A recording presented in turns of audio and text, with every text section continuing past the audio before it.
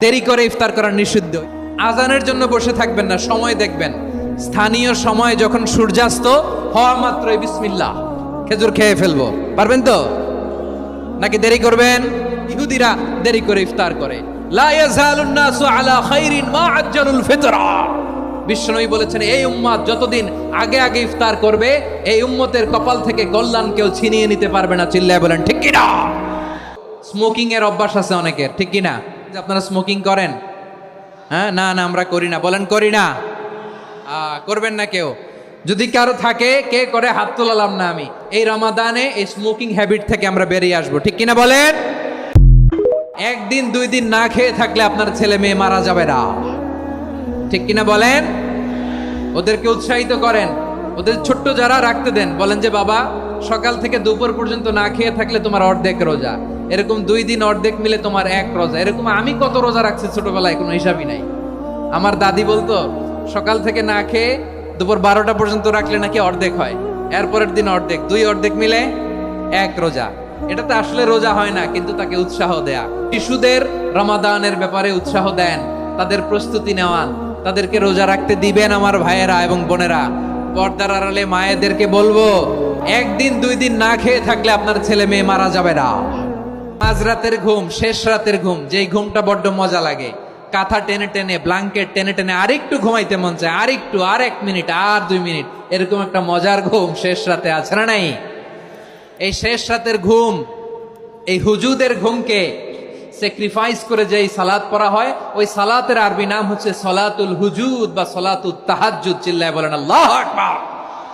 এজন্য আল্লাহ তাআলা তাহাজ্জুদের সালাতকে এত পছন্দ করেন। পড়বেন তো রমাদানে? দুনিয়ার কেউ দেখে না, কিন্তু আল্লাহ দেখে। আপনি লুকিয়ে লুকিয়ে ঘরের ভেতরে অন্যায় করেছেন, পাপ করেছেন, আপনার বাবা দেখে নাই, মা দেখে নাই, স্ত্রী দেখে নাই, কিন্তু দেখেছে কে? আল্লাহর চোখ ফাঁকি দেয়া যায়? আচ্ছা, বুঝে থাকলে বলেন তো, সিসি ক্যামেরার চোখ ফাঁকি দেয়া যায় কি যায় না?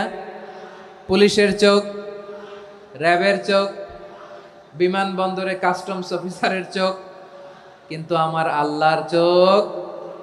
সবাই বলেন, আল্লাহর চোখ ফাঁকি দেয়া যায়? এই সেন্সটা নিয়ে আসা নিজের মধ্যে, আমি whatever I do, Allah is watching me. যাই করি আল্লাহ দেখে। গত বছর অনেকের সাথে আমরা একসাথে রমাদান কাটিয়েছি, তাদের অনেকে দুনিয়াতে এখন বেঁচে নাই, এরকম আছে না নাই? আচ্ছা, এই বছর যদি খুশনসিব হয় আমাদের, আমরা যদি পাই, আগামী বছরও যে রমাদান আমরা পাবো, কোনো গ্যারান্টি আছে? তাহলে আসুন আমরা ভেবে নেই, হতে পারে this Ramadan could be the last and final Ramadan in our life. হতে পারে এই রমাদানই হতে পারে আমার জীবনের শেষ রমাদান, ঠিক কিনা বলেন? তাই আসুন আমরা আল্লাহর কাছে দোয়া করি, আল্লাহুম্মা বাল্লিগনা রমাদান। আল্লাহ, তুমি রমাদান পর্যন্ত আমাদেরকে পৌঁছে দাও। আওয়াজ করে পড়েন আমিন। শুধু দুর্নীতি দমন কমিশন দিয়ে দুর্নীতি বন্ধ করা যায় না, কোরআনের আইন বাস্তবায়ন করা ছাড়া এই সমাজ থেকে দুর্নীতি বন্ধ করা যাবে না। চিল্লায় বলো ঠিক কিনা? কোনটা সত্য, কোনটা মিথ্যা, কোনটা ভুল, কোনটা নির্ভুল, এটা কোরআন দিয়ে যাচাই করা যায়। চিল্লায় বলেন ঠিক কিনা? এজন্য এই কোরআন দিয়ে আমাদের জীবন সাজাতে হবে। কোরআন দিয়ে জীবন না সাজালে জীবন আলোকিত হয় না। কোরআন দিয়ে পরিবার না সাজালে পরিবার আলোকিত হয় না। কোরআন দিয়ে সমাজ না সাজালে সমাজটা শান্তিময় হয় না। কোরআনের আইন বাস্তবায়ন করা ছাড়া এই সমাজ থেকে দুর্নীতি বন্ধ করা যাবে না। চিল্লায় বলো ঠিক কিনা?